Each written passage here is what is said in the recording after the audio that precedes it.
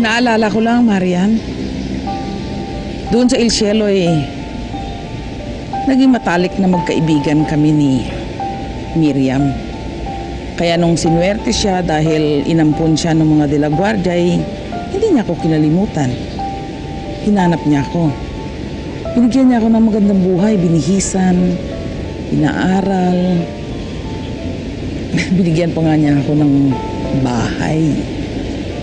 Ako naman bilang kapalit, naging tapat ako sa kanya. Marian, tawag doon ay utang na loob.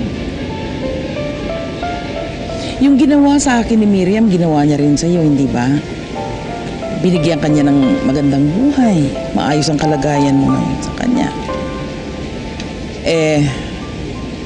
Nasa iyo na yan kung sasama ka doon sa babaeng umaangkin sa iyo bilang anak niya, o manatili ka dito sa piling ni Miriam.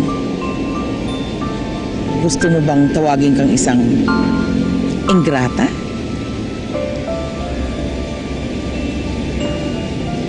Nasa iyo yun. Ikaw ang magpasya niyan.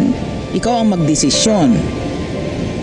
Sasama ka ba doon sa babaeng inabandona ka, o mananatili ka kay Miriam bilang pagkilala rin ng tinatawag na utang na loob? Oh, gusto mo maging ingrata?